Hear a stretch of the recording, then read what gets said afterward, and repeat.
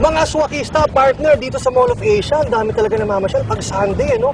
At yung mga love, ayun, may mga lovers doon, nagde-date. Ayan, partner. Speaking of lovers, partner, alam mo ba nang una natin ipapakilala sa ating mga swakista ay isa pong real-life couple.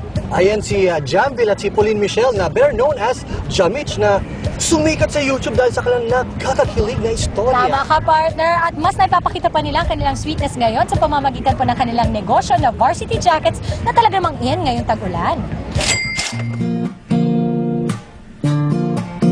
Aksidenteng maituturing ang pagsikat ng magkasintahang Jamville at Michelle. Sa kanilang mga videos na pinopost online, kinilig ng husto ang mga kabataan katulad nila. Nagkaroon ng mga libu-libong followers at nagkaroon ng milyong likes sa kanilang YouTube videos.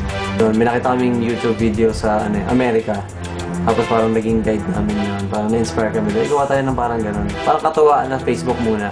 Tapos yung mga friends namin tsaka yung family, sabi nila na upload nyo sa YouTube kasi mas maraming makakita. Eh kami naman parang, ba't namin upload sa YouTube? Parang hindi naman namin kakilala yung mga viewers. Katulad sa Facebook, lahat sila.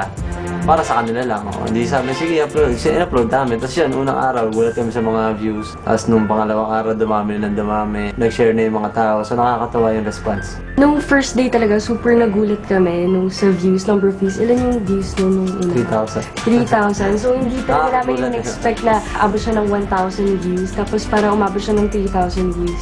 Nagkaroon kami ng followers. Tapos syempre, gusto nila gawa pa kami ng video. Tapos kami parang yun din yung passion namin. Parang for fun lang talaga. Tapos yun, dumami na yung videos namin. And yung pinakamalaking break siguro yung pag-guest namin sa ABS-CBN, DGV.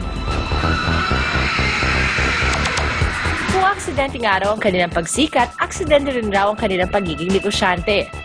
Ang mga jacket na may tatak na I love Jamich, naging instant click din sa kanilang mga fans at followers. Kasi at first, ginawa namin siya para sa amin lang, as in customized, for Jam and for Mitch only. Tapos, naisip namin yung mga loyal na followers na lagi namin kasama. Sinasabi na gusto nila magkaroon din ng same jacket as ours. Naisip namin, magpagawa kami ng jackets na pwede na namin i-share sa mga followers namin. Kasi pag nag-show kami, ito yung gamit namin costume. Tapos, saan po pwedeng bumili na nung una? Yung pinagawa lang namin ito. Tapos naisip nga namin na, uy, parang gusto rin nila ng ganitong varsity jacket. So yun, naisip namin na magkaroon din ng business na parang sideline lang. Mula sa inutang na 50,000 pesos sa kuya ni Jamville, inumpasahan nila ang negosyo. Nagpagawa sila ng jacket sa isang patahian sa Pasay at ibinenta nila online. Yung unang pagawa namin kasi trial lang. Hindi namin alam kung may bibili. Nasa 20 pieces or 30. Nagulat kami, bilis na benta ng lahat. Nung una kinakabahan pa kami kasi baka mamaya walang bumili, tapos masayang lang yung pinang-capital namin. Yun, it turned out great naman. Bukod sa mga jackets, patok din daw ang mga baller ID nila. Actually, kasi medyo tumigil din kami kasi may mga short films kami na ginagawa.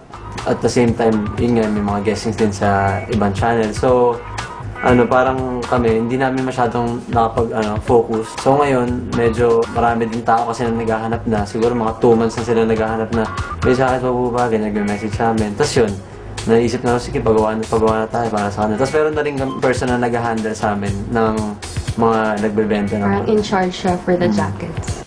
Malaking hatak daw sa kanilang mga customers kung lagi nilang isinusuot ang kanilang mga jackets. Baguhan man sila sa mundo ng showbiz at pagnenegosyo, hindi sila natatakot sa mga challenges na maaari nilang ma-encounter along the way.